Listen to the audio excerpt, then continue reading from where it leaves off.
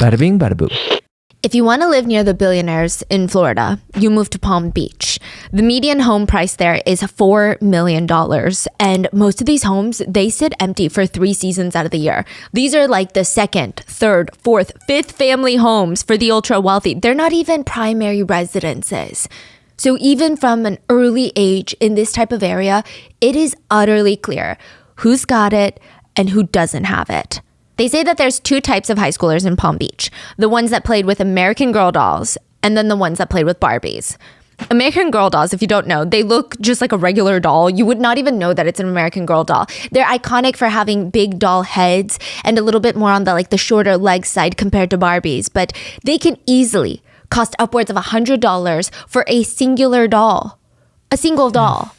Wow. I don't even think it talks or anything. It's just a doll. So it's a high-end doll. Exactly. Barbies you can find for less than $10.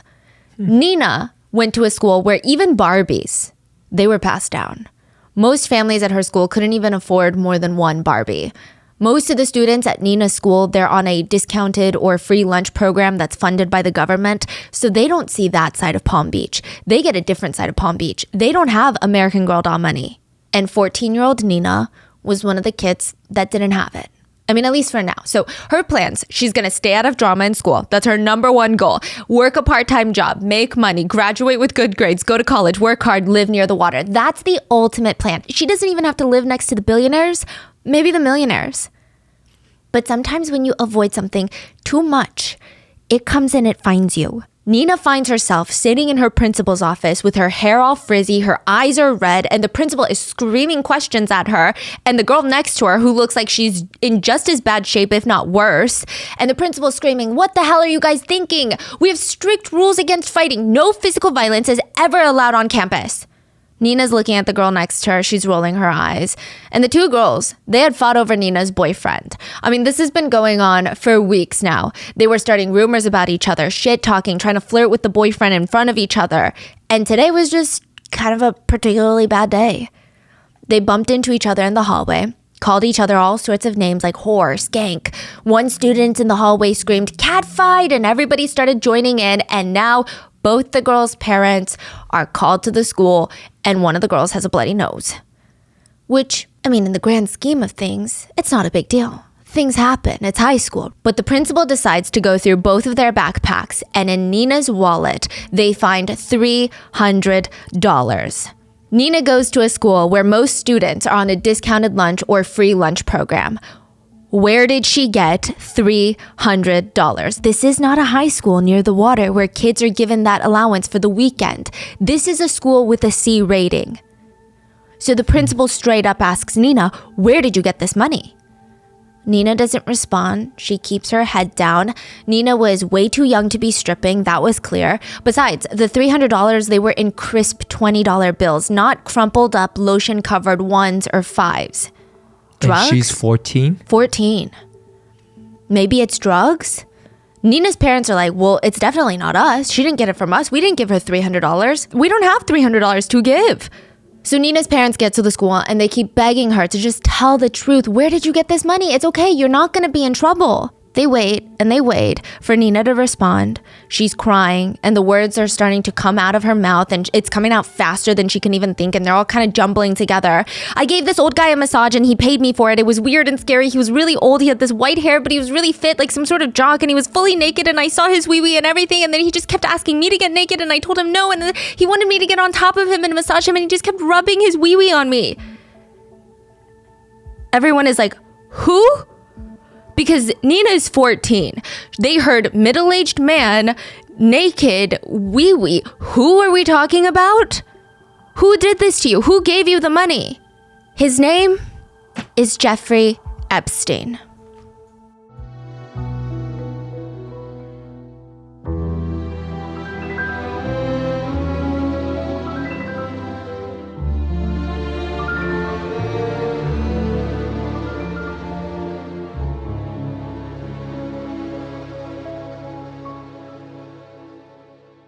We would like to thank today's sponsors who have made it possible for Rotten Mango to support RAIN, the nation's largest sexual violence organization. They've created and operated the National Essay Hotline, and all resources will be linked in the show notes as well as the description. This episode's partnerships have also made it possible to support Rotten Mango's growing team of dedicated researchers and translators. We didn't have translators on this case, but we had like 10 people working on this in tandem. It was a very, very intense effort. We would also like to thank you guys for your continued support as we work on our mission to be worthy advocates of these causes. Now, as always, full show notes are available at rottenmangopodcast.com, but a big thank you to James Patterson, John Connolly, and Tim Malloy, the co-authors of Filthy Rich. That sounds like I know them. I don't. This book was a big source for the information that I was researching for this case. We would also like to say thank you to Vicky Ward for continuing to spearhead coverage on this ongoing development of all the court docs coming out. Victims' names, identifying information, and dialogue have been all changed for privacy. Even if authorities or the general public believe something is a fact, for the reason that there are ongoing legal disputes, we will be saying allegedly. However, our intention is not to cast down on victims' testimonies. In fact, some victims have bravely given firsthand public accounts that can be found online if you would like to read the victims' testimonies from themselves. Any and all theories mentioned in this entire episode are purely my speculation, netizen speculation, and things gathered from the internet. Now, with that being said, I also would like to make it very clear that all the details of today's episode can be found online. We are not investigative journalists, and we have not gone directly to the victims or the sources. And if you ever feel in any episode that something was miscommunicated, misrepresented, or have any additional information you'd like us to know, please leave it down in the comments. With that being said, let's get started. The Metropolitan Correctional Center has a bit of a problem. I mean, the name sounds neutral almost, minus the correctional part, but the nickname for the building is Guantanamo of New York, federal prison located on the island of Manhattan. But that's not the problem. The bad marketing of being the Guantanamo of New York doesn't even faze them. They don't care. It was the plumbing that was the issue. There was always a toilet in this prison that's overflowing with urine and fecal matter, sometimes straight into the prisoner's cells. It was never cleaned up properly because no one wants to clean up a prisoner's cell like that. So the entire building is just stinky. It's infested with rats and cockroaches. It's dark, it's humid all the time, and the smell makes your eyes water. Prisoners would show up to court. Your Honor, a rat ate my paperwork.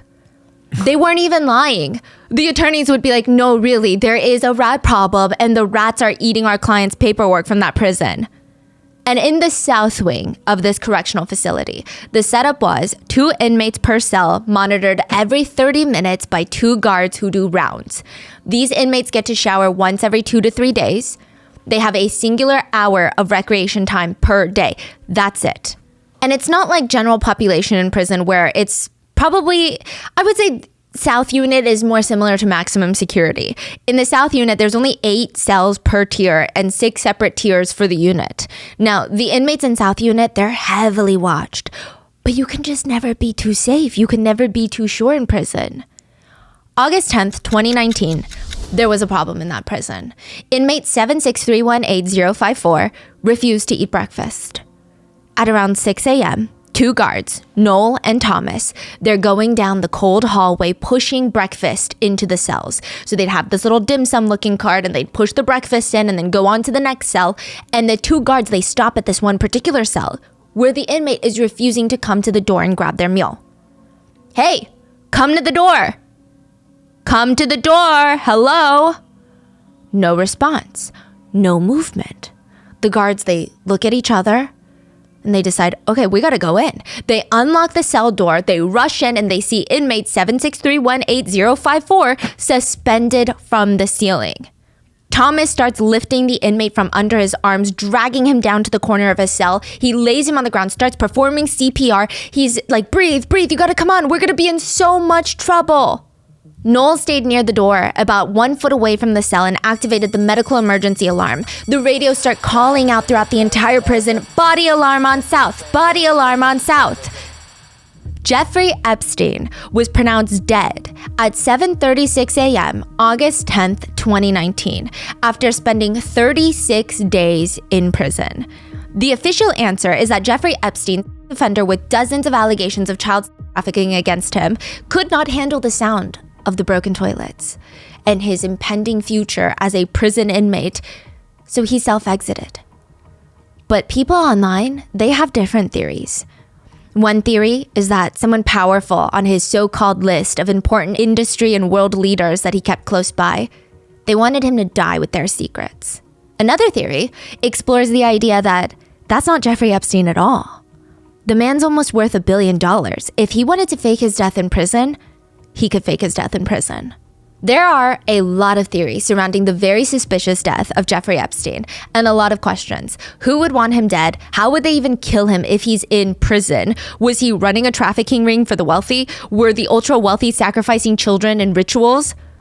And for some reason, all roads lead back to Epstein's private island. The ones that locals call Pedophile Island. People always joke about living in broom closets in New York City. I mean, how you can sit in your bed and then wash your dishes in the kitchen sink without getting up from your bed. That's like the running joke. But Jeffrey Epstein didn't live like that. Not in the Upper East Side. In the Upper East Side, there is a 9-floor townhouse that's 51,000 square feet. And at the time, it was valued to be over $51 million. 51,000 square feet? It was one of the largest private residences in all of New York City. The minute that you walk past the 15-foot oak door, you are in fantasy land. You're not in New York City anymore. You're not in Manhattan. The entryway had these frames that were lined up on the wall, just hanging. Each one was an eyeball, individually framed. What do you mean? Like actual eyeballs? I believe they were synthetic. Yeah, each one imported from England, eyeballs. So that's artwork. Yeah, as artwork, just eyeballs displayed. And you know how people say rich people are so eclectic? This is probably the embodiment of that. If you keep trudging forward in this massive Manhattan mansion, if you go a few steps, you stop, you look up, there's a giant sculpture in front of you, probably 2-3 times your size, of a naked African warrior. It's a choice. Welcome to Jeffrey Epstein's world. And it said that he was a very particular man. It said that his morning was absolutely to the T, meticulously organized and very routine. Every single day, this was his morning routine. He would wake up exactly 6 a.m. He would spend 25 minutes in utter silence. All the house staff, assistants, they all hold their breath. Shh. Silence. Pondering his life in silence, meditating until approximately 6:25 a.m. And then he slowly consumes his breakfast, a guava, a banana, a muesli, which is basically just a fancy oatmeal. Then he calmly gets up and walks a third of a mile, precisely 1,760 feet or 666 steps in his monogrammed $700 handcrafted slippers from Stubbs and Wootton. When he's done, he walks back home to his castle-like mansion in the middle of Manhattan, and he's got these little brass letters at the top of his door, and it reads J.E. He's got a thing for buying very expensive things and then making sure that everybody knows that he's the one that owns it. Sometimes he'll take these contemplative morning walks with 2 women, 2 very young, beautiful women, maybe 19 years old. The man's in his 50s. They'll be walking behind him a few paces back. If he stops to take a big old breath of air, they'll pause and just stand behind him. They never walk alongside him. It's always behind him. It's like they're waiting for him to hold out his palm and they'll hand him a eucalyptus-scented towel or feed him grapes if he opens his mouth during his walk. That's the energy.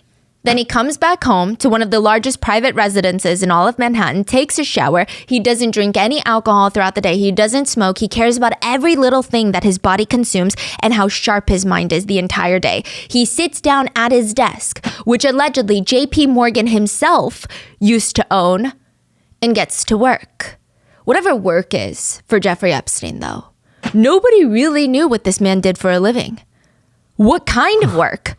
But that particular day in New York, he had a very interesting meeting with someone, a journalist named Vicky Ward. She was scheduled to come over and talk to him about a profile that she was doing on him for Vanity Fair. He arranged for her to be sat down in the leather room. It's his tea room. The walls are lined with this leathery fabric. The chairs are leopard printed, and he's got all these weird art. Yeah, there's like a woman that's, I believe she's naked, touching a lion's skin. He's got very fascinating art choices, and he wants to have afternoon tea with the journalist, the very experienced Vicky Ward, who is assigned this piece on him. Now, news had broken that there was a very, very wealthy, mysterious man who had taken a private jet ride to Africa with Bill Clinton. So everyone's like, of course we want to know who's on the plane with Bill Clinton. Why is this man on the plane with Bill Clinton? Vicky was sent out here, supposedly, to find out everything that she could about this mysterious wealthy man. For an alleged reported billionaire who only hangs out with other fellow billionaires, presidents, and powerful families, dynasties, nobody knows anything about this guy. He's not at galas. He's not at the Grand Prix or Art Basel. Like, nowhere. He's nowhere where rich people usually congregate. He doesn't even like eating in restaurants. He says eating in restaurants is like eating on a subway.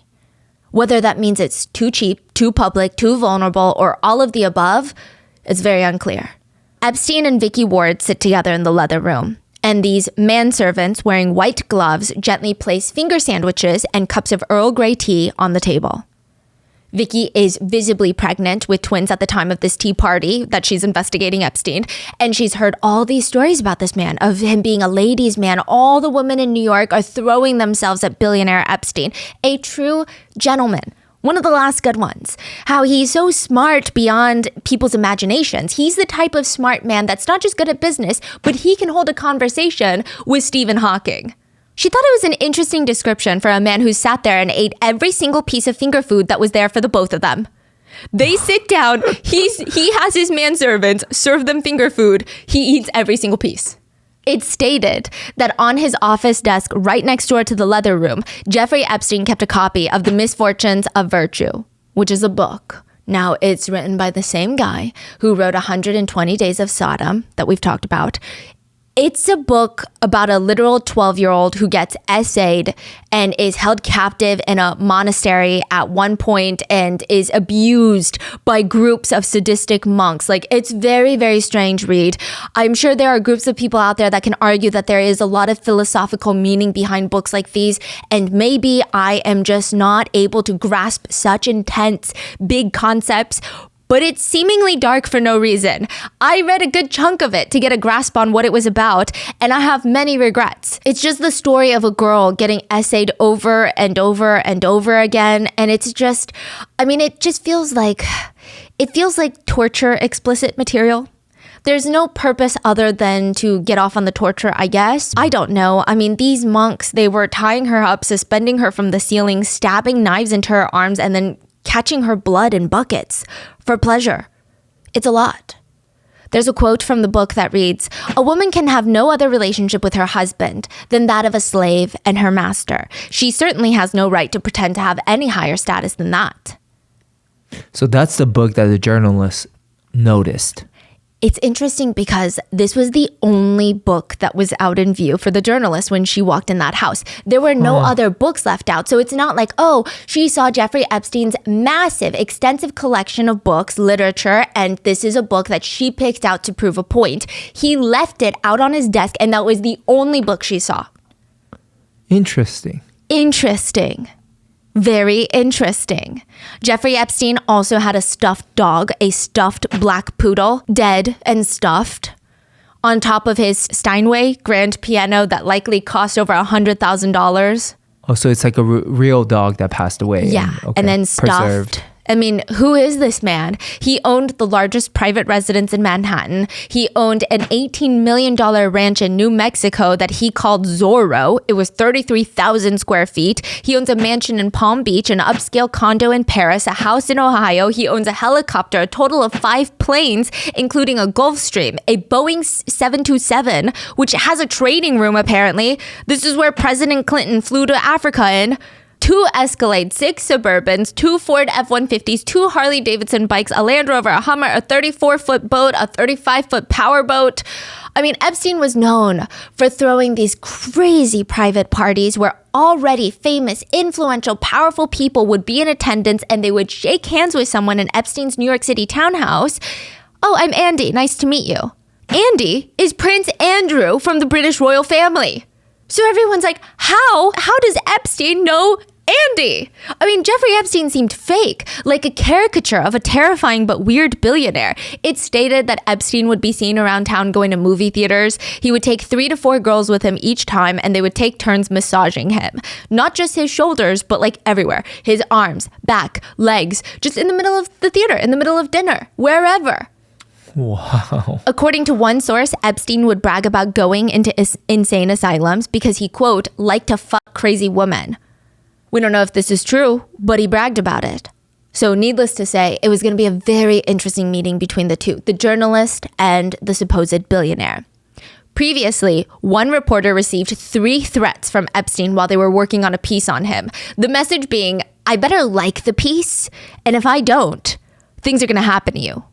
A close friend of Jeffrey Epstein's once said, Jeffrey has the unusual quality of knowing when he's winning. Whether it's in conversations or negotiations, he always stands back and lets the other person determine the style and manner of the conversation or the negotiation. And then he responds in their style. Jeffrey sees it as chivalrous. He doesn't pick a fight, but if there is a fight, he's going to let you choose your weapon. Jeffrey Epstein wants to play chess with journalist Vicky Ward, not figuratively, literally. You be white. You get the first move. It's like he's letting her pick her weapon. While playing, he probably had plans to talk about his love for science and how he's so close with Stephen Hawking. You know, he's friends with Nobel Prize winners, creators of virtual reality, NASA scientists. Those are his closest buddies. He would like to talk about how he's a philanthropist that's donated millions to Ivy League institutions to study the mysteries of our brains, how he believed in transhumanism, the science of improving the human population through technologies like genetic engineering and artificial intelligence. Side note, that sounds really fancy. It's not. Critics believe it's just modern day eugenics, which is controlled breeding of a population or species to modify their traits and strengths. Epstein, behind closed doors, would talk about how he wanted to bring in shipments of women basically to his New Mexico ranch, impregnate them with his semen, and force them to have his babies. Well, I think the way that he phrased it would be that they would be more than happy to, because he thinks that his gene pool is very strong. In a session at Harvard, Epstein said he was hypercritical of efforts that were aimed at reducing starvation and providing healthcare to the less fortunate, because he believes that that would just lead to overpopulation. He's basically saying, let them starve to death. He probably didn't want to talk about all that with Vicky, though, okay? It would be a lot more fun to talk about how former President Bill Clinton's spokesperson had said about him, Jeffrey is both a highly successful financier and a committed philanthropist with a keen sense of global markets and in-depth knowledge of 21st century science. Or about how former President Donald Trump stated about him, I've known Jeff for about 15 years. Terrific guy. He's a lot of fun to be around. That sounds like the type of thing Jeffrey Epstein would want to focus on. And I know that hindsight is 20/20, but if I were there, I would just want to know about what really goes on his secret private island. Little St. James. That's Epstein's island, but he likes to call it Little St. Jeff's. But the locals all call it Pedophile Island. It's a 70-acre island in the U.S. Virgin Islands, which is south of Florida. It's about a 3-hour plane ride from Palm Beach, Florida, if you have a private jet, because I don't think that there's any direct nonstop flights from Palm Beach to that area. And it makes Jeffrey Epstein one of the very, very small group of incredibly wealthy people that own private islands, which buying a private island is kind of a headache. There's a professional agency called Private Islands Inc. that specializes exclusively in selling and renting out private islands around the world. But it's not even just buying the island itself that's expensive. If the island has no wastewater treatment systems, working power lines, reliable source of fresh water, if there are no buildings on the island, or if you are renovating said buildings, you can estimate to spend at least 2 times the cost of that building that if you were to build it, the same structure on mainland. And that's if your island is easily accessible. Some private islands, you have to build a dock yourself, or even a runway for a private jet or a helipad. These are not affordable things. To put it into perspective, Richard Branson, founder of Virgin Airlines, spent about $1 million calculated for inflation on a private island. And then he spent over $10 million so far to make it up to his standards, and actually a place that he wants to visit. The Red Bull owner bought a private island in Fiji for $10 million, and then he had to invest $30 million to make it more habitable. Like, you have to have an entire team of staff that reside there just to make sure that it's ready for the very few days out of the year that you're actually there. They're going to be in charge of making sure the pantries are stocked, because guess what? You can't just go grab milk if you're on a private island. There's no grocery store. Some islands even have a doctor live there full time, even if the owner only comes every 1 to 2 days a year. Because on a private island, there are no hospitals. In case of an emergency, you're going to want a doctor nearby. And as with any property ownership, there's still a ton of maintenance costs that are going to add up. Epstein bought Little St. James for about $15 million, which is calculated for inflation. He immediately went in there and started scrubbing the place. I mean, he's getting rid of all the native vegetation, started importing in 40-foot tall palm trees, which these are tall, matured palm trees. They can cost upwards of $5,000 per tree, and that's not including import and planting. That's per tree. He bought a ton of these palm trees. And at the time, the island already had infrastructure. There was this main house. Now, side note, the main house would reportedly be renovated by the same designer that did all the Amman resorts, like the ones that all the celebrities go to, that's like $5,000 a night. So we can imagine quite a bit of money was poured into the renovation. By 2019, the island's value was listed to be around $64 million. Besides the main house, the island has 3 guest cottages, a caretaker and a groundkeeper's cottage, a private water filtration system utility building, a helipad, a dock, multiple swimming pools, tennis court, an enclosed lagoon, golf carts to take guests from place to place, a staff of 70 to cater to every guest's needs. You can tell who's staff because they're forced to wear black or white polo shirts, and they're told to stay out of everybody's view when they're working. Like, don't be seen. Work hidden. But the most interesting building is a square box building on the isolated part of the island. It's the weirdest building I've seen, okay? Imagine a square, but it's blue and white stripes. It's got a gold dome at the top with 2 gold statues of what looks like almost like eagles or some sort of phoenix sitting there. It looks like a temple. And that's what Epstein calls it, his temple. It was on the most isolated part of the island. There are rumors circulating that he conducted sacrifices in there. That's where the children were taken for SA or to be killed. It stated that it was Epstein's private study and music room. One contractor said, actually, guys, it's not a weird sacrificial room. It's just a gym. But a lot of netizens don't agree. They theorize that this is either a sacrificial spot where rituals were performed, some sort of underground lair, or even an altar for an Egyptian deity. Because next to that temple structure is this enormous sundial. It's probably the size of multiple swimming pools. It's a giant circle. And obviously, it only adds to the theory that people are being sacrificed on this island. Now, one thing that we do know is that we don't know much about this island other than that. It is incredibly private. I mean, there's only one island near Pedo Island, Little St. Jeff's, whatever you want to call it, but it's mainly empty. Nobody really lives there. Epstein would later buy that island too for $22.5 million, which means this is either a man who really values privacy or he really does not want anyone to know what he's doing on his island. I think it's more of the latter because, like some sort of Bond villain, Epstein purchased a ton of sea urchins. You know what sea urchins are, right? Like they make uni. They look like black balls with these incredibly sharp spikes all around them. He bought a bunch of these, scattered them throughout the edges of the island. It would be physically painful for people to get to his island or leave his island without him knowing about it and helping facilitate it, allegedly. But that's just the island. That still doesn't tell us what the hell happened on the island, especially when it's been reported and debated about how many powerful figures have been to that island. Names like Stephen Hawking, Leslie Wexner, owner of Victoria's Secret and Limited Brands, Naomi Campbell, Prince Andrew, Bill Clinton, Donald Trump, their names have all been brought up and debated countless times of whether or not they have gone to the island. If they all went to the island, what are they all doing there? What do these people even have in common other than they're rich and powerful? Epstein would host these scientific conventions on the island. One of them was called Mindshift, and they would just discuss neuroscience, artificial intelligence. Another private island convention was called Confronting Gravity. He was going to bring in 20 of the top physicists from around the globe, including 3 Nobel Prize winners, and they would, through the conference, confront gravity and explore fundamental questions in physics. They wanted to determine what consensus, if any, is there for defining gravity. Like, either I'm too dumb or maybe too smart because I thought gravity was not a debatable thing.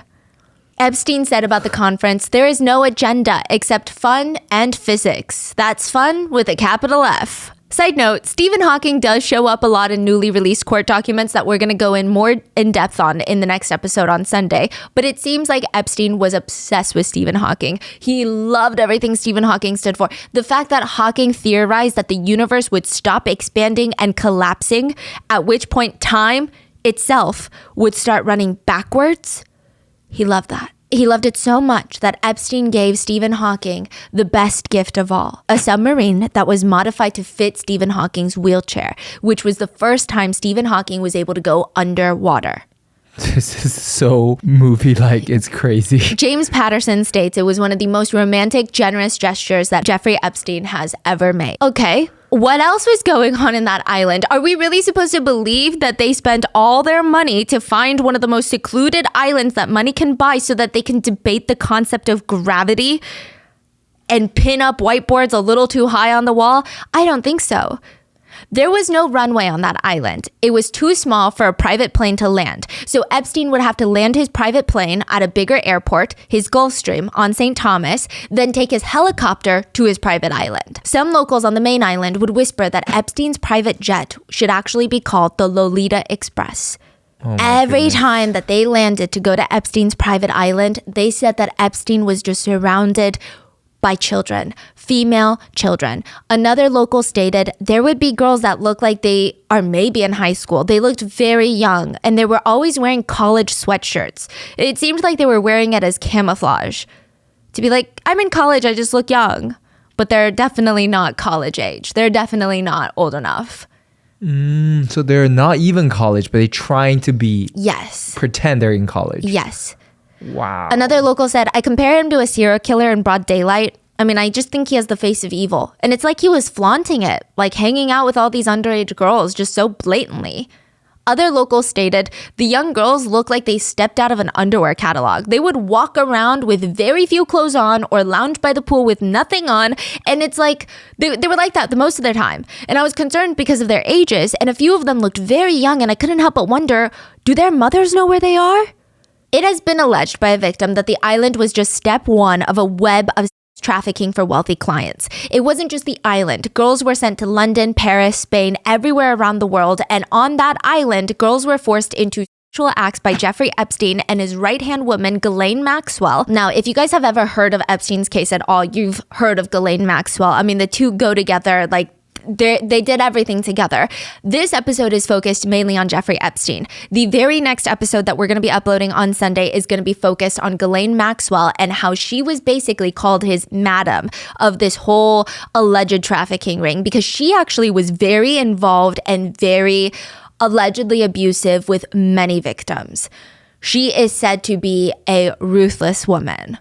The victims stated they were forced to have intimate relations not just with Epstein, but allegedly with other wealthy men from all different industries. It's been stated that some of these victims were just as young as 12 years old.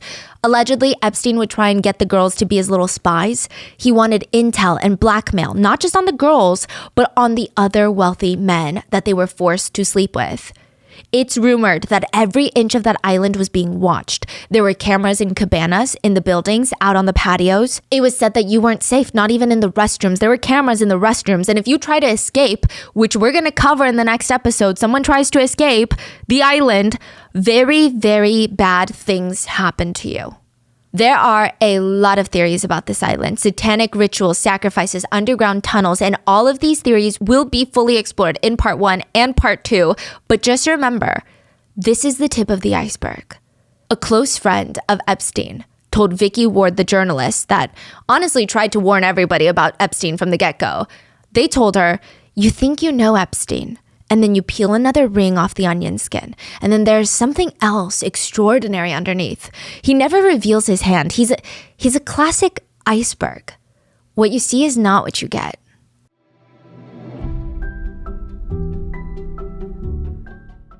I'm Korean and my husband is Chinese. So, of course, when we fight, it's in English. And listen, my husband has been telling me for years now that if he could only speak English as well as he speaks Mandarin, every single one of our arguments, he thinks that he would win. So I'm learning Mandarin to keep proving him wrong because that's just how I am in relationships. If you have been following me for a while, you know that I've been kind of trying to learn Mandarin for years now, but I've never been super serious about it. I always get very overwhelmed by information and I never really had a plan, and then I would burn out and lose interest. But this year, I've actually made a lot of progress to the point where I can actually hold a conversation with my in-laws in their native language, and that has been something that makes me feel very good. And the only reason that I'm still consistent is all thanks to Rosetta Stone. Rosetta Stone is the most trusted language learning program that's available on both desktop and as an app.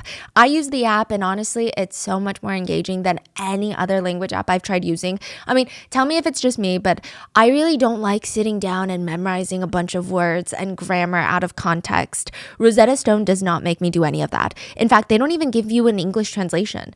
Learning with Rosetta Stone is so intuitive. It's like learning your first language. First, you learn the words, then phrases, then sentences, and you don't just memorize vocabulary. You really learn how to think in the new language. They also have a true accent feature that gives you feedback on your pronunciation, which is super important for a tonal language like Mandarin. But maybe you're not interested in Mandarin. Rosetta Stone offers access to 25 different languages, including Korean, Japanese, Spanish, French, Italian, Arabic, and more. And with Rosetta Stone's lifetime membership, you can get access to all 25 languages for the rest of your life with just a one-time purchase. The more languages you know, the more opportunities you have for work and even romance. Or maybe you're not interested in any of those things and you just want to be able to watch K-dramas without the subtitles. Whatever your reason is, don't put off learning that language. There's no better time than right now to get started. For a very limited time, RM listeners can get Rosetta Stone's lifetime membership for 50% off. Visit rosettastone.com/rotten. That's 50% off unlimited access to 25 language courses for the rest of your life. Redeem your 50% off at rosettastone.com/rotten today.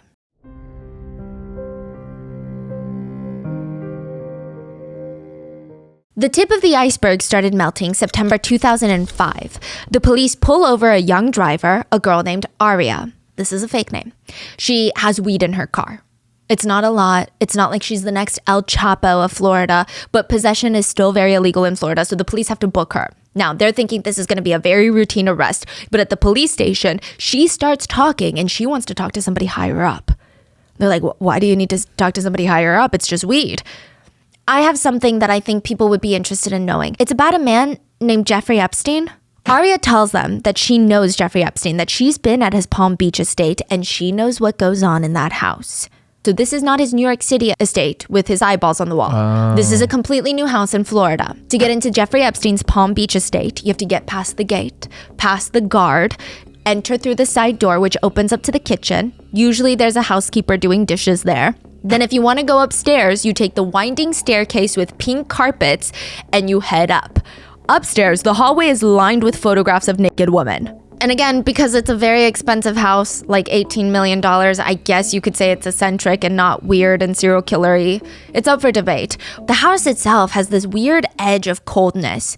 Not in the billionaire lair, evil Tony Stark kind of way, but some parts of his house seem like a hospital. Some guest rooms almost look like doctor's offices. Then perhaps you walk straight into Jeffrey Epstein's bedroom. The whole room seems off. There are these hospital-looking machines next to his bed. It's likely for sleep apnea, but they look intimidating. You've got a massage table in his bedroom. There's this wooden cabinet on the side that's filled to the brim, like bursting with rubber toys and just adult toys. The whole cabinet. Next to his bed, Jeffrey Epstein has peach-flavored Joy Jelly lube. In the bathroom, there's soaps shaped like private parts of, all the different private parts. There's more bottles of Joy Jelly, peach flavored, mango flavored. You open the door into his closet, and inside his dressing room, there's more photographs of women, of girls that all came to his house. They all look incredibly young, and most of them are nude. He's got DVDs, strictly B-list movies for some reason, stacks of UFC fighting tapes, books from Amazon. One is titled Slavecraft, Roadmaps for Erotic Servitude, which is otherwise, I'm sure, a perfectly fine book, but it's Epstein, so I'm not sure he's using it as intended. There are 2 secret cameras hidden in clocks on the first floor in his office. Most of the girls in that house don't even know about it. Jeffrey takes pictures of them through those cameras and keeps them on his hard drive. And the whole place has this overwhelming, sickly lavender smell to it all. The first time, most girls are led into a room that has a green and pink sofa. Next to it is another giant wooden cabinet that's filled to the brim with toys. There's a mural of another naked woman inside the room. A massage table is in front of the couch, and most girls are led up there by another young woman, an assistant. Just wait right here. He'll be up in a minute. There's a sense of fear and nerves when it's the first time because it's just a massage, right? Like you just give some guy a massage and you get paid for the massage. I mean, everything in the room clearly indicates that it's not a massage though. There's photographs of young women posing naked. I mean, one of them shows a girl that's clearly not of age. And in the photo, she's smiling, but there's this strong undertone of anxiety on her face and she's pulling off her undergarments while smiling at the camera. It's just weird. Aria was starting to feel a little bit on edge. It was her first time there. She was honestly just there because Hollister's pay is not great. Hollister pays like $6 an hour. And she had all these plans to go camping with her friends this summer and she was telling her coworker about it. And the coworker is like, oh, you're trying to get plane tickets? You're not going to get that out here. It's $6 an hour. I can get you a plane ticket like that in 2 hours. What are you talking about? Oh, you just go give this guy a massage and he'll pay like $200 for 45 minutes to an hour. She didn't give Aria any other details. That was it. But Aria was not naive enough to think that someone would just pay $200 for a massage. She said, like this guy's not going to pay you money for not doing anything, not letting him cop a feel or nothing, But he could try all he wanted. I mean, she would just turn it down. She thought, if he tries to do something that I have a problem with, I'll just leave. Simple as that. And if not, if he doesn't do anything, then I make $200. $200 is $200. Aria went with a friend from Hollister. She was brought into the kitchen where she met Sarah, who she later found out was, quote, like one of Jeffrey's slaves, end quote. Jeffrey Epstein would pick a few girlfriends to live with him, and it really depends on, I guess, how you look at it. I've seen some victims and some sources depict these women as perpetrators. And then I've seen some depict them also as victims who ended up becoming perpetrators, but probably because they were already victimized to a degree. So it's very complicated. But a lot of the girls would say they're like his slaves. So they would live in his house and they would do everything for him. They would walk behind him during his morning contemplative walks. They would never really look up or talk without being asked. Yeah, it was a thing. The woman tells Aria, he'll be ready for you in a second. Aria was led upstairs, past the strange paintings, and into the primary bedroom where there was a couch in the bathroom. And she's like sitting in the bathroom couch. I mean, it was huge, the bathroom. There were bottles of lube, massage oils, weird medical looking devices that you would normally see in like a dermatologist's office. It's just creepy. It was not a place that you would want to be alone in. But Aria's not alone. She's got her friend from Hollister there. Then a middle-aged man walks into the room, walks over to Aria, shakes her hand. Hey, I'm Jeffrey. Then he turns to her friend from Hollister, hands her a wad of hundreds, and Aria is pissed. Her friend was getting paid to bring Aria here. Worse is that her so-called friend is leaving her. She tells Jeffrey, great, I'll wait for you downstairs. Turns to Aria, see you in a little bit, and runs downstairs. Wow. Wait, so the friend was getting paid? Yes. Hundreds of dollars. Like $200 for each referral. Aria feels like she's got no choice but to give this guy a massage. So she starts massaging him with the massage oils and he just keeps whining, take off your skirt. She's like, no, but he keeps going. Come on, you're not showing anything just by taking off your skirt. He ends up pressuring her into it, which is illegal because she's 16, but regardless, he talks her into it and she takes off her skirt. Then he forcibly starts touching her. She tries to tell him to stop, but he keeps going and demanding that she now take off her shirt. In the end, Aria felt pressured to undress, but she kept her undergarments on. He kept groping her chest area, then finished by wiping himself off on a towel. So he was like He paid her $300 and she went home after 40 minutes. And just to put a quick disclaimer here, I'm using words given to the officer by Arya, but I don't think that he talked her into it or convinced her. I would consider it straight up force. She's 16, he's a middle-aged man, it's illegal. So even if he, quote, talked her into it, it's still illegal. Second, $300 for 40 minutes. In many professions, that would be considered an incredible job. But this is not a job. This is illegal. And the girls were way too young to realize how traumatic those 40 minutes would be and how it would stick with them for the rest of their lives. But he knew that. He exploited that. Arya was 16. From there, Arya told officers that she frequently visited Epstein's mansion and gave him massages. She stated that she was there every day that he was in Palm Beach, and she had been there at least hundreds of times. She had some rules that she set with him. And again, none of this matters because she's underage. So even if she's setting rules, this is illegal. Arya stated Epstein told her that she was his favorite. He ended up buying her a new car, bought her plane tickets for trips, gave her shopping money. Sometimes she would go over to his house and there would just be a giant bag of lingerie from Victoria's Secret just waiting for her, like $1,500 worth of stuff. He even asked if she could ask her parents to emancipate her so that she could come live with him. As a girlfriend? The police ask. Slave, whatever you want me to call it, yeah. But it escalated. He just increased my pay as long as he could touch me. She said, I used to go there every day. Like, I don't know how many other girls he was saying, you're my favorite too, but I want you to live with me. But I was in as deep as you can get.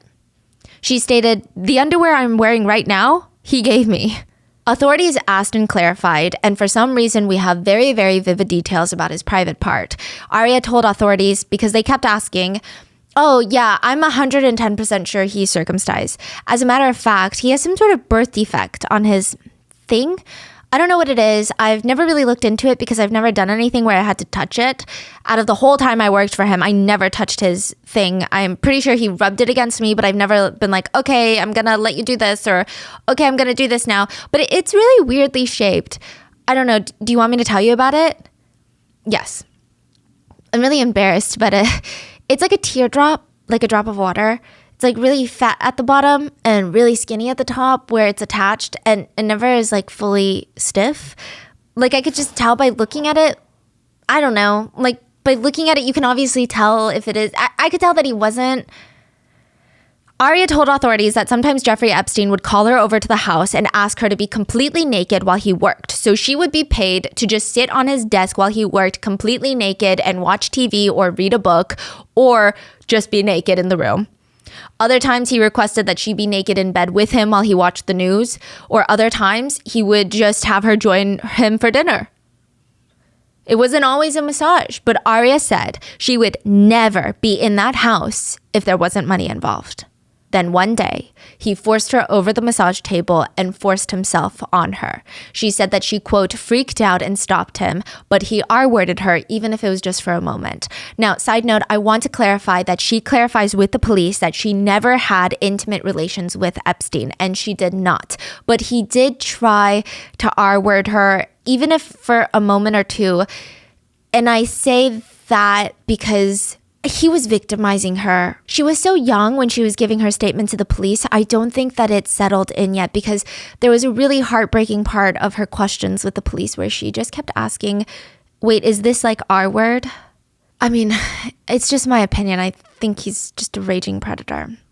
Now, side note, Jeffrey Epstein knew Arya's real age as well. She told him that she was 16 and he told her, don't tell anybody. Don't tell anybody your real age. And from there, things just started escalating. Epstein would pay Arya to have relations with another woman, one of his girlfriends that lived at the house. And either they were all underage at the time or she had just turned 18. It's uncertain. He would watch as they had intimate relations with each other. Sometimes he would join in by doing things to the two of them. Arya stated that there was a lot of usage of strap-on devices and other large rubber objects. He had a whole cabinet at his disposal of things that he would use during these massages. She stated Jeffrey Epstein was a mastermind at getting people to do what he wanted. She stated, he's a very hard guy to say no to. I don't know if you guys ever talked to him, but well, if you talk to him, I mean, he straight up tries to control the situation. Every word that comes out of your mouth, it seems like he knows what you're going to say. Like, that's his job. That's how he makes his money. Knowing what people are going to say and what people are going to do. The only reason that I held on for so long was because he promised that he would get me into NYU and that he would pay for it. So I waited and I scored great on my SATs. I had a 4.0 GPA. I did really good in school. I gave him my application 3 times. He never submitted it or checked it. And that's why I stayed so long, because my dream was right in front of me, you know? Did he ever hurt you?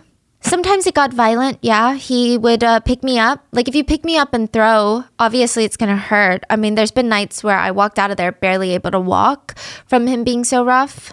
So to recap, Aria was pulled over, arrested for having weed in her possession, brought into the station, and the police thought this was a routine arrest. But now they've uncovered that Jeffrey Epstein, one of the richer men of all of Palm Beach, is actively seeking children for sex work.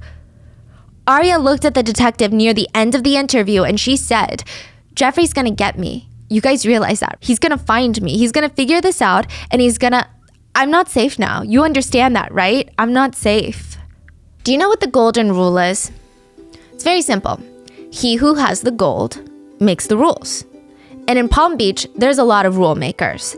To give you an idea, their local newspaper, the Palm Beach Daily News, the front page news for them is usually the most recent charity ball or equestrian horseback riding event or some sort of gallery opening.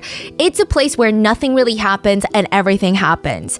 And there is a busy time, even for the police. They call it, quote, the season. Winter time in Palm Beach. That is when all the rich billionaires with their 5th vacation homes come into the town. They leave snowy New York, rainy Paris, come to Palm Beach where the temperatures sit comfortably in the 70s, and they throw parties. It is the season. The billionaires come in, fly in on their private jets, fly in all their friends from around the world. They throw these over-the-top parties, endless bottles of Dom, the ones that cost like hundreds of dollars per bottle. There's shrimp towers, hired entertainment, noise complaints. Someone hungover, believed to be dead, there's a 911 call. Cocaine usage through the roof. And once these parties are over, the workers come in, clean up the billionaires' mansions, leaving it completely spotless, even though they know and the billionaires know that they're just going to do it all over again tonight. And everything, all that trash, ends up at the landfill that the sanitation workers call Mount Trashmore. Everyone's trash, except Jeffrey Epstein's. His trash was being secretly pulled by the Palm Beach Police Department after Aria and after Nina's reports. It's called a trash pull, where authorities secretly work with sanitation workers and have a special place for intaking a suspect's trash, like all of it, and it goes to the police station and sorted through for important evidence. In this case, they're looking for anything that has DNA, toothbrushes, condoms, half-eaten pizzas that can even place underage girls in the house, or any other incriminating evidence, notebooks, journals, pieces of papers with names, phone numbers, dates, anything that can connect Aria or any other underage girl for that matter to Jeffrey Epstein. Billionaire or not, the police are determined. They're going to get this guy. They just need to make sure that the investigation is kept tight, under wraps. The door to the police station swings open and a silver-haired man walks in. It's Jeffrey Epstein. And behind him is a beautiful but very young woman, 19 years old, barely a woman, and she's walking behind him a few paces back. The other girls call her another one of, quote, one of Jeffrey's, like, slaves, end quote. She's one of the girls that lives in his mansion. She's walking behind him, head down, staring at the ground, and all the officers are staring because it's such a strange, alarming sight. It looked like she's used to not talking or even making eye contact unless she's addressed, which can never be a green flag. Jeffrey walks up to the chief, Chief Ryder. He introduces himself as a local Palm Beach resident, Jeffrey Epstein. He does not introduce the woman behind him. It's like she doesn't exist. And he hands the chief a check for $90,000. Whoa. A donation for a firearms simulator, which kind of, if you guys don't know what that is, it looks like screen golf, but instead of a golf club, you use a replica firearm and you practice your aim, reflexes, and stamina. A lot of wealthy Palm Beach residents donate to the local police department because they have a lot that they want to protect and they want to make their already safe town even safer. And they think this is the best way to do it. I didn't know you could just walk into a police station and hand them a check. Yeah. And not be arrested for bribery. Yeah. Like, that's insane. we should just hand them a $1 check and test it out. It's crazy. That's not conflict of interest? Like, Yeah. what? That's definitely not bribery for sure, right? But even for one of the wealthiest zip codes in the state, $90,000 in a donation is a pretty big deal. Chief Ryder, he'd been a cop for more than 24 years. I mean, he was trained for anti-terrorism at the FBI training headquarters, Quantico, but he's also a family guy. And he could just tell that something is off about Jeffrey Epstein. And $90,000 was entirely not enough to make him feel differently. The authorities have a report of something that sounds very much like the R word from Aria, but it's not enough to get someone of Jeffrey Epstein's caliber. I mean, we hear about normal people getting away with SA all the time. Now, add a few hundreds of millions of dollars, if not $1 billion, into the mix, Jeffrey Epstein is practically untouchable. Chief Ryder even warned his squad, cross your T's, dot your I's. Epstein's attorneys can eat us for breakfast, lunch, and dinner if that's what they want to do. And if you're going up against someone like that, which is what the police have every intention of doing, you have to know everything about your opponent. You don't go into a fight blind. And they know nothing about Jeffrey Epstein. For a very rich guy, he's incredibly mysterious in private. Nobody even knew what he did for a living. I mean, yeah, the police can figure out through tax filings, but what does that even mean? What does he really do for a living? He has a corporation, he helps rich people, that's all they know. How does Jeffrey Epstein make his money? According to some people, Jeffrey Epstein would go around telling people that he was a brain scientist. Is that even a real job? He would say, it's my job to know how people's brains work. So yes, it's all very elusive. Mm-hmm. But one thing is for certain, it is highly unusual for animals that big to not leave any footprints in the snow. Only problem is, Jeffrey Epstein was born with very, very small feet. At least in the finance world. Jeffrey grew up in Brooklyn where his dad was a landscaper, which I just want to say there's absolutely nothing wrong with that. It does appear that he comes from a loving home, but it is a world away from the Upper East Side and the old money New Yorker societies that he wants to be a part of. But Jeffrey Epstein is unfortunately very smart, at least on paper. He skipped 2 grades. He was a genius with numbers, they said. He played the piano. His friends said he was advanced. He's brilliant. He's a diamond in the rough. He's got a gift for recognizing opportunities very quickly. Interestingly enough, Jeffrey Epstein had a lot of friends growing up and they would call him Epi. His parents would call him Bear. At school, they'd call him Epi. Apparently, he was very likable. So they said, have you ever heard someone who laughs like, ha, ha, ha, ha, ha, or they just kind of laugh like that noise? They said Jeffrey Epstein laughed like hee hee in a very high-pitched voice. Like he would have a hee hee laugh, which honestly is a little creepy now that I think about it. But a lot of kids, when you're young, they thought it was cute. They thought it was endearing. Jeffrey Epstein was described to be chubby with curly hair and an obsession with his prized stamp collection. And his grades. I mean, Jeffrey Epstein goes from Brooklyn to the Upper East Side, at least Monday through Fridays. And he starts teaching at a prestigious private school in New York City called Dalton School. This isn't even a university. Dalton is a K through 12 grade school. The tuition per year is $61,000 a year. This is not even a private university. Epstein doesn't even have a college degree, and he ends up as a teacher of math and physics over at Dalton. And nobody was taking parent-teacher conferences as seriously as Epstein was, because that is his chance to be in the same room with these rich, powerful, well-connected parents without formally pitching himself and annoying these influential families, because I'm sure they get that all the time. I'm sure they get Shark Tank pitches on a daily basis.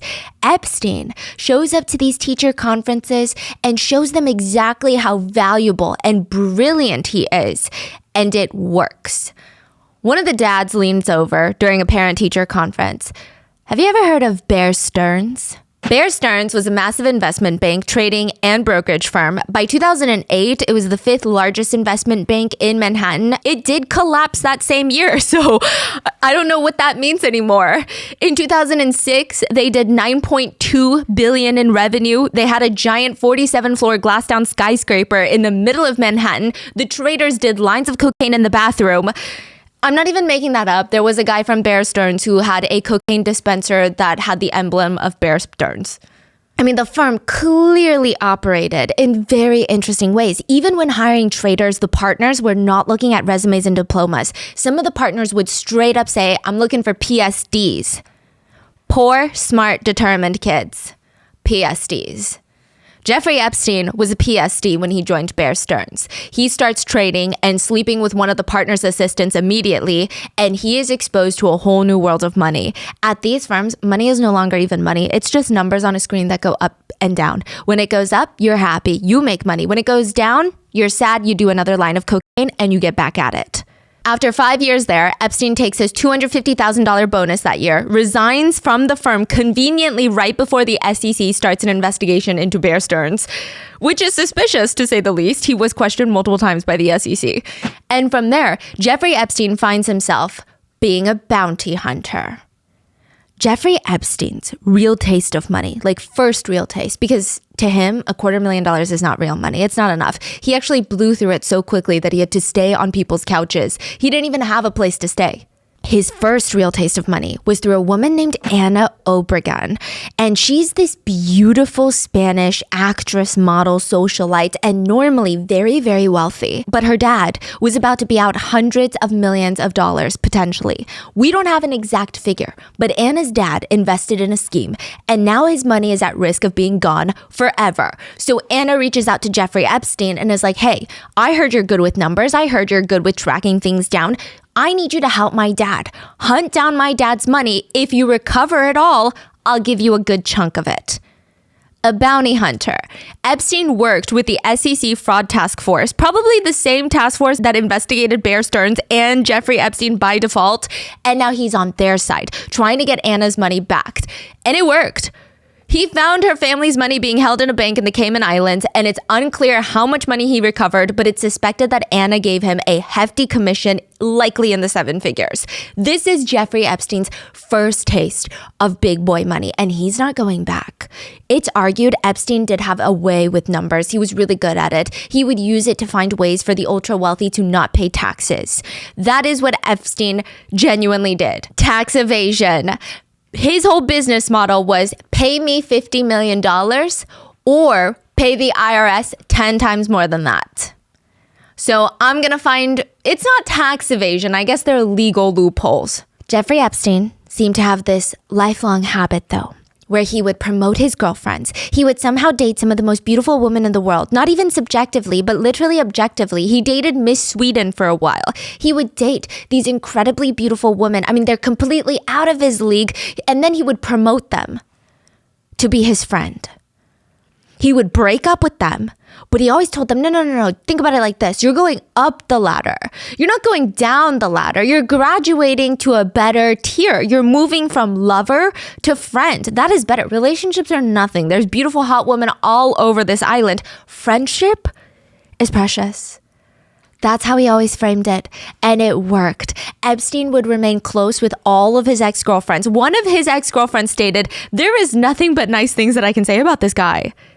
Even an old high school girlfriend remembers getting a call from him out of the blue. This is both when they're in their 50s. They dated 30 years ago in high school. He calls out of the blue without talking to her for decades. And he's like, you know what? You came up in a conversation recently and I was just thinking about you. He's like, yeah, it was my birthday party, my 50th birthday party. And I had all these pictures of me when I was younger. And, because we dated, I had a picture of you on the beach. And my friend was pointing at your picture. And I thought, I bet she's got a big ass now. You want to come over? No and after way. decades of not talking, she went over to his Manhattan mansion and it's like nothing had changed. Friends forever.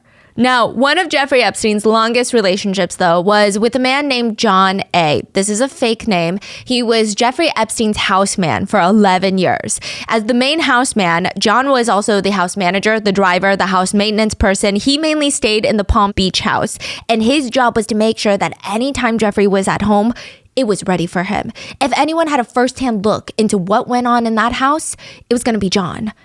He said, I think Jeffrey was probably very sore because he received 3 massages per day, 3 massages by 3 different women per day. And every year, those masseuses, they got younger and younger, and they would always be led up to Epstein's room or bathroom where he would have a massage. But sometimes John would go in there afterwards and find these long rubber devices or massagers that would be in the sink that he would have to wash off and put back into the wooden cabinet. Now, in comparison to all of that, this new errand that he was sent to run, it seemed very easy. All he had to do was drop off flowers to one of Mr. Epstein's girls. He thought it was going to be the easiest task in the day. Until he found himself with a bouquet of red roses in his hand, standing in front of a high school. Red roses for 15-year-old Nina. Nina, from the beginning of this story with $300 in her wallet, she had to sit on her hands on the way to Jeffrey Epstein's mansion. She was wearing a white pair of skinny jeans and she did not want to get it dirty in Wendy's truck. The seats are grimy. I mean, honestly, this whole situation felt grimy, but it's not even... I'm so sorry. Who's Wendy? Wendy is the girl that's introducing her to this rich man who takes massages.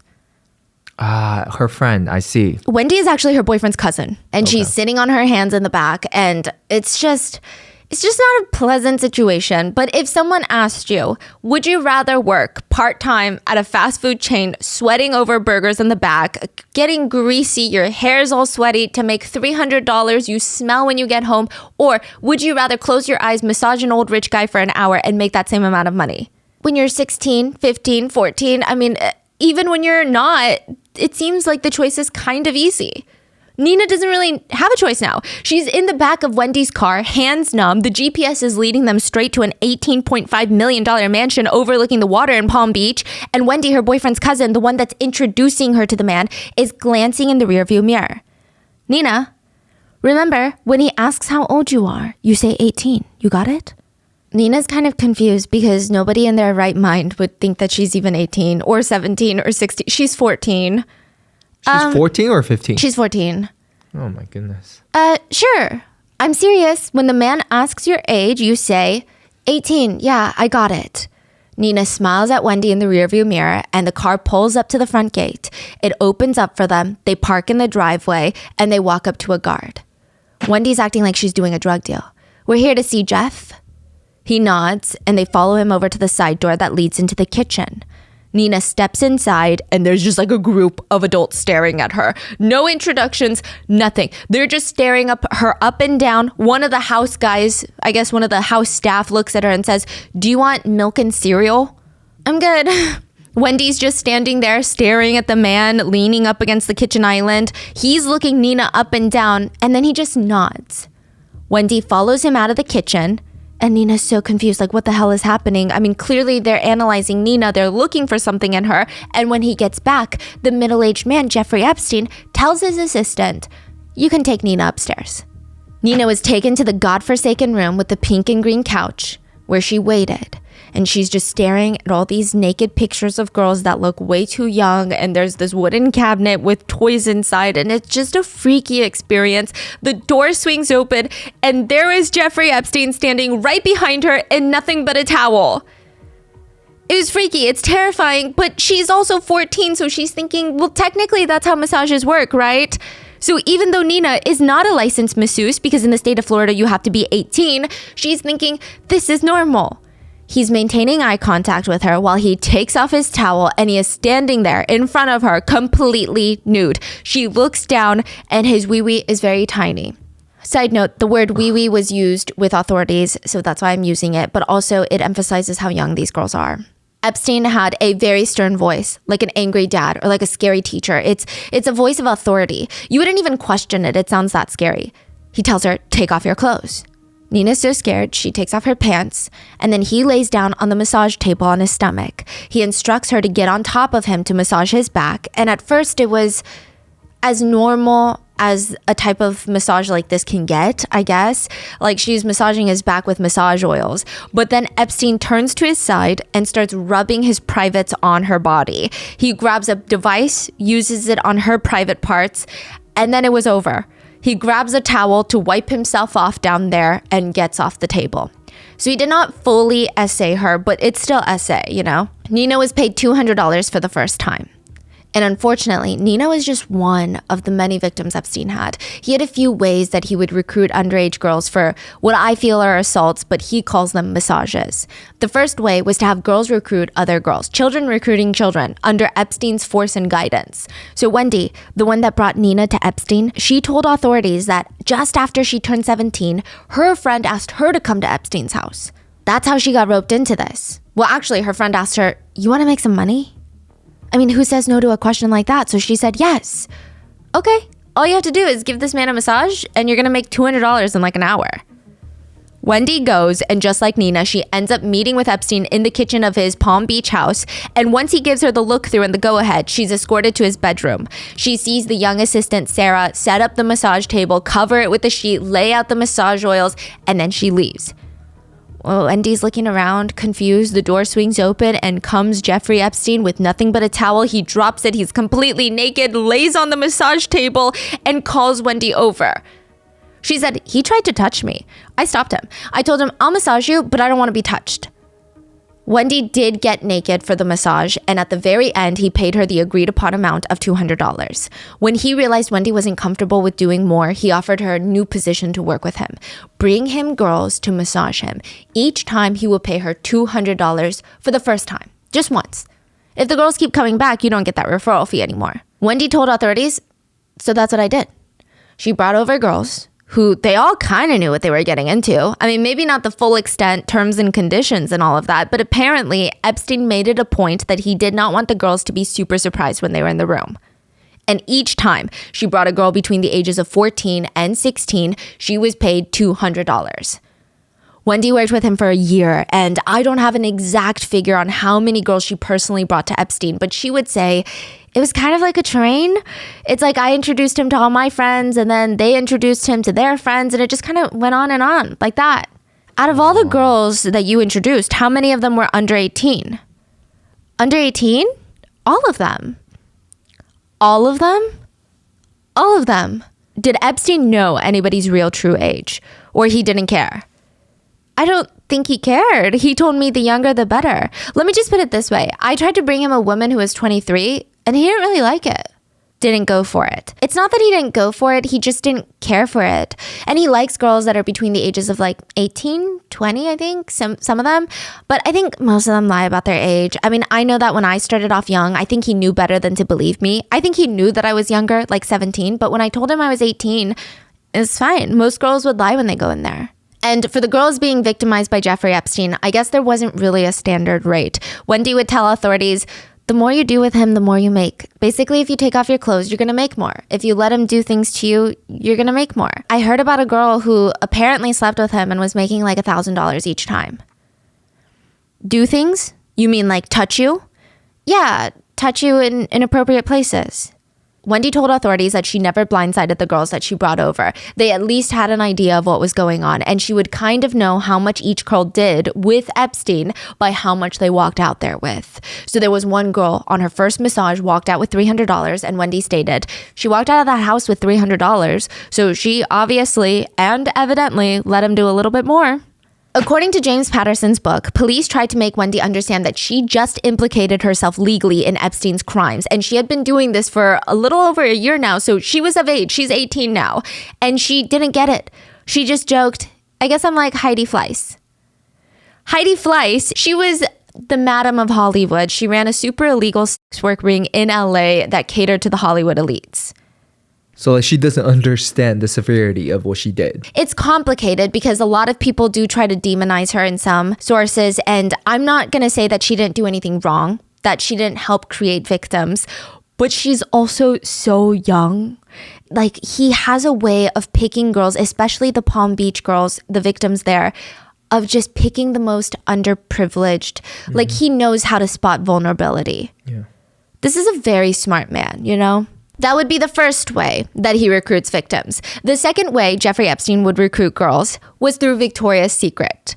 So remember that meme? What is Victoria's Secret? Some people would say it's, the founder was a guy named Victor who loved dressing in more feminine lingerie. Others said, no. It's about the British monarch, Queen Victoria. She was always so prim and proper when she presented herself to the people, but she was known to be secretly very nasty, freaky, dirty, wild in her intimate life, and that is Victoria's secret.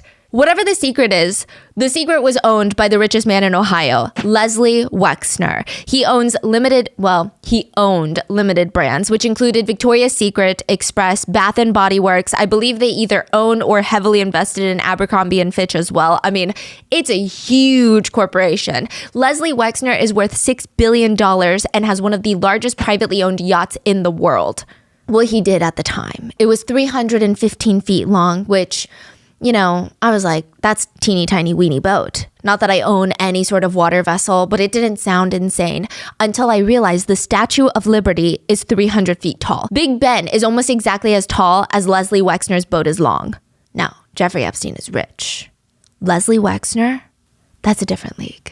Leslie Wexner hired Jeffrey Epstein to manage his money, but Epstein did a lot more than that, allegedly. He was kind of like Leslie Wexner's dog. So Leslie Wexner would buy these antique pieces of art for his house. Jeffrey Epstein would invite his former friend Stuart Pavar over, who is this renowned art collector, to come authenticate the pieces, which Stuart would later say they were mostly cheap knockoffs, so it was bad. It wasn't even a good knockoff. When Leslie Wexner wanted to break up with his long-term girlfriend, a woman who had uprooted her life, moved all the way to Ohio, converted to Judaism to be with him, to make him happy, Leslie was like, I can't do it. Jeffrey, go break up with her for me. He would send the dog. He would send the dog Epstein.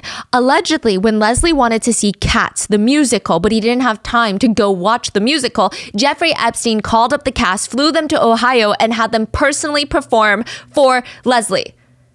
When Leslie finally decided to get married, allegedly, Epstein forced Leslie's soon-to-be wife to sign a prenuptial agreement, had her sign it alone in her law office, then he had Leslie sign it in his office, but he brought along a Sports Illustrated swimsuit model to show Leslie, remind Leslie, don't worry, there's always an endless supply of beautiful women in this world.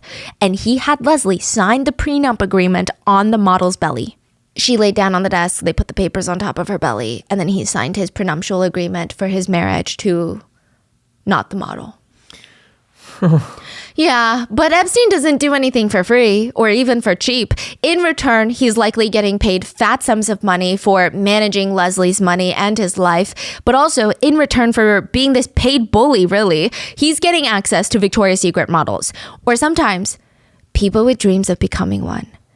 Epstein starts working with a man named Jean-Luc Brunel, a modeling agent, and the two allegedly used Brunel's modeling agency to bring in underage girls from out of the country by promising them modeling contracts. Allegedly, the girls would stay in Epstein-owned properties, they would get visas, and very slowly, they would just be exposed to the world of, quote, high-end escorting. It's likely that Epstein used his known association in the fashion world to Leslie Wexner as a way to be like, see, I'm not a scammer, nor am I trying to take advantage of you. I'm actually best friends with the guy that owns Victoria's Secret. There is some proof of this. In Santa Monica, California, there is this very expensive hotel called Shutters. It's a smaller, intimate, upscale hotel. It overlooks the water, has this giant pool. It costs $1,000 a night to stay there. Will the Santa Monica Police Department get a call from that hotel one late summer evening by a young woman named Clara? She's frantic. She's calling to report that she's just been assaulted. She's trying to tell the authorities everything that's happened. She's a small actress. She did some minor roles in Baywatch and General Hospital. I mean, she's new to the industry and everyone is referring her to this guy named Jeffrey Epstein. They told her, send him your headshots because he picks the girls that are going to be in Victoria's Secret catalogs. Maybe not the fashion show yet because that takes time, but the catalogs, that's your foot in the door. So that's what she did. He reaches out to ask, do you want to meet me at a hotel? Clearly, Clara thought this was weird because who meets up at a hotel for an audition? But she wants this career, and maybe he's just so busy that the only time that he can squeeze into his schedule is she comes to the hotel, he does a little audition, and it's done. Clara shows up in Epstein's hotel room at the Shutters Hotel and he tells her to undress. He walks over and starts ripping her clothes off of her almost, saying things like, let me manhandle you for a second. Then he walks around her doing circles, pretending to evaluate her measurements in person, but he just keeps groping her the whole time. She stops him, grabs her clothes, runs out of the room, reports it to the authorities, who do absolutely nothing. They did nothing about it. They told her, yeah, well, it is your word against his. Clara was terrified of going public with everything when Jeffrey Epstein had all the money and the power, and she's just another small model in the industry. She didn't think anyone would care or listen. This would be the second way Epstein would recruit girls. But Jean Brunel vehemently denies being part of any of this. Brunel would actually go on to sue Jeffrey Epstein and state that his friendship and association with Epstein had cost him irreversible damage to his reputation and career. He stated, parents don't want to send their children to work with me because one of the first things that pop up when you Google my name is trafficking. Oh. Yeah. Well, he's dead now. Police tracked down... Wait, who's dead? Jean Brunel. Huh, he died too? Yeah, lots of people died. Wow. Now, in 2005, police tracked down yet another woman who gave Epstein massages, and it was so clear Epstein had a type. When police were investigating, trying to find anyone who had been victimized by Epstein, they came across a real masseuse. Now, interesting thing to note, she only got paid $100 a massage. And she gave actual deep tissue massages. When police asked, did he ever try anything with you? Did he try to grope you, to ask you to take off your clothes? No. She said, I'm not his type. He goes for young, thin, and girls with no tattoos. The real masseuse said that she knew Epstein didn't like her tattoos because she had them visibly showing, and Epstein would tell her multiple times to her face that he didn't like her tattoos. This whole investigation was really rough for Nina. I mean, her dad told authorities that they had a PI stalking their house, taking pictures of them, chasing visitors away. I mean, it was terrifying for Nina. She knew that Epstein was powerful, well-connected. Who knows? Who knows what he's going to try and do to stop her from testifying against him? Even during the police investigation into Jeffrey Epstein, the Palm Beach police force felt like they were being investigated, which they absolutely were. They were. It's believed that Jeffrey Epstein's attorneys hired private investigators to look into the investigating detectives, which I believe is not illegal at all. Like, they're entitled to do that. But allegedly, just as how Chief Ryder went through Jeffrey Epstein's trash, allegedly, Jeffrey Epstein's private investigators went through the chief's trash. What, like they're trying to look for blackmail material? Yeah, something to discredit them. He's clearly capable, and Jeffrey Epstein is one to play dirty. Epstein's attorneys provided prosecutors with evidence, pages from Nina's MySpace page, specifically her About Me column. Under Best Physical Feature, Nina had written ass and eyes. Ever drank? Ever smoked pot? Yes. Ever shoplifted? Lots. Ever skinny dipped? Yeah. Do you want to lose your virginity? Already lost it.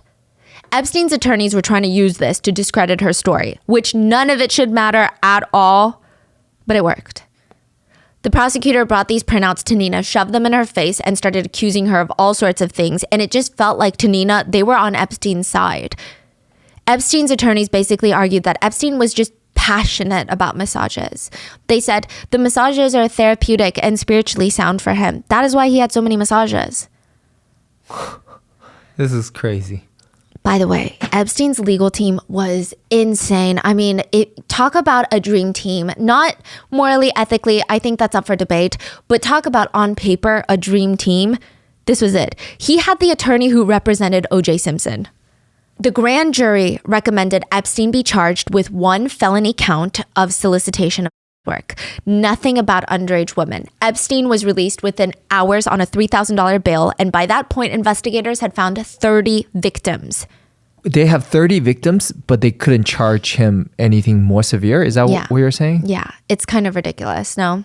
Now, the DA's office went a step further. They gave Epstein a non-prosecution agreement, basically known as a sweetheart deal, where they stated that he would not be prosecuted in the Southern District of Florida for felony offenses involving abuse of underage girls, so long as Epstein pled guilty to state felony offenses for solicitation of sex work and procurement of minors for sex work.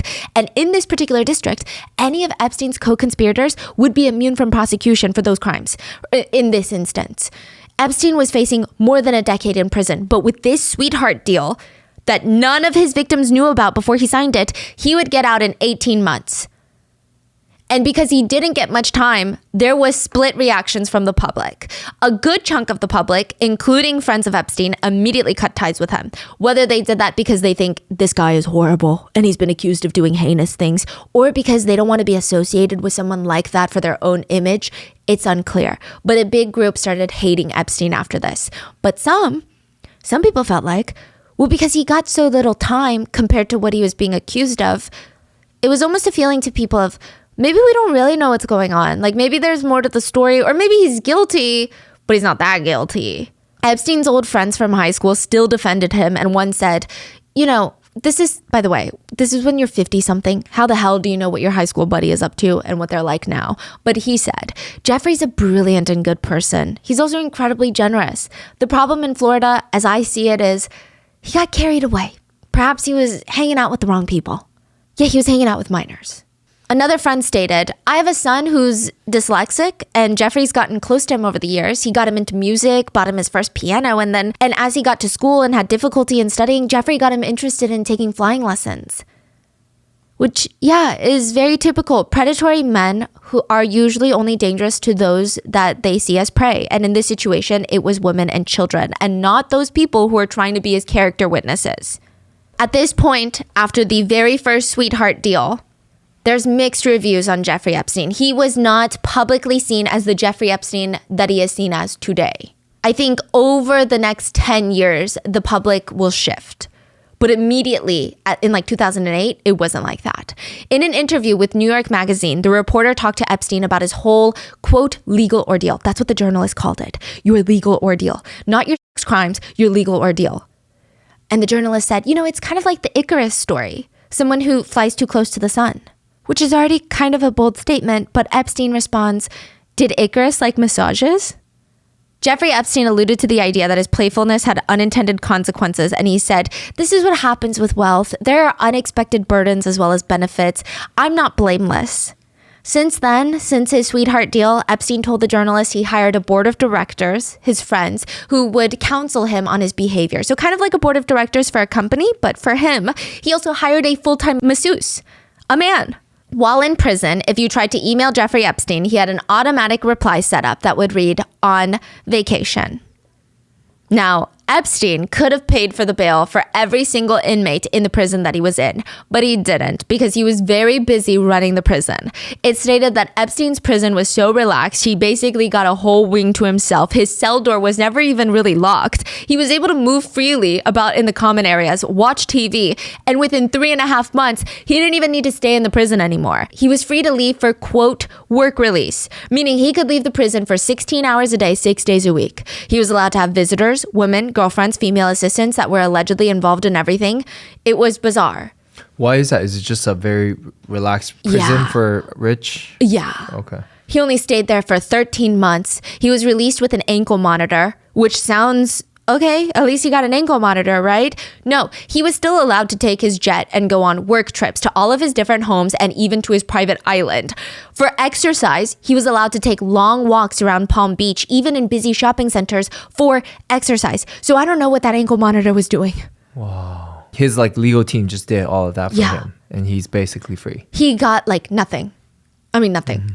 The only, quote, annoying thing he had to do, if you could even call it that, was register as a level 3 offender, which is the highest level and is categorized as high risk of reoffending. But it's Jeffrey Epstein. He's loaded. What does that mean to him? Nothing. And oddly, he's not allowed to watch X-rated videos on the internet. I don't know. That's part of his probation. Jeffrey Epstein was a free man again July 22nd, 2009. And for a decade, he would live his life as normal, flying between his private residences, mingling with the ultra elites of society, visiting his private island, and creating more victims. He made victims after his first prison release. He would meet women and victimize them. He would meet girls and victimize them. He would also hang out with Prince Andrew afterwards.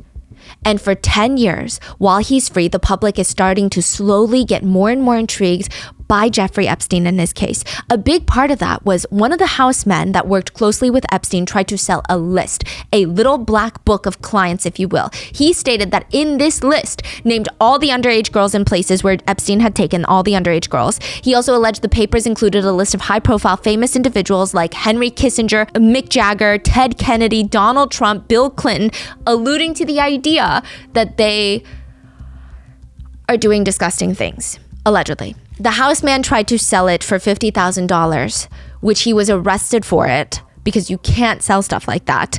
And he got 18 months in prison. Ironically, the same amount of time that Epstein got for his crimes. Insane. I mean, I will say that it's pretty messed up for him to try and sell it because, you know, the girls' names are on there. But the fact that he got, his crime is, it's hard. Yeah. Wow. And all of this would happen until almost exactly 10 years later, Jeffrey Epstein would be found dead in his prison cell. He would be rearrested and found dead, with theories circulating of if he actually self-exited, or if someone powerful killed him, or how much did his right-hand woman, nicknamed his Madam, Ghislaine Maxwell, how much did she know about all of this? How much was she involved? Ghislaine Maxwell, the link in all of this, that is, she's still very much alive, and apparently she's writing a tell-all book in prison right now, and she is a fascinating character. Some victims seem to hate her more than they hate Jeffrey Epstein. And we will be getting into Ghislaine Maxwell and more on the island, the Island, on Sunday's episode. So in a few days, we're going to be covering the crimes of Epstein's Island, more victim stories on how they were, quote, trained on the island, what happens when you try to escape the island, and how Ghislaine Maxwell was Jeffrey Epstein's secret weapon. So stay tuned for part 2. Please stay safe, and I will see you guys on Sunday. Bye.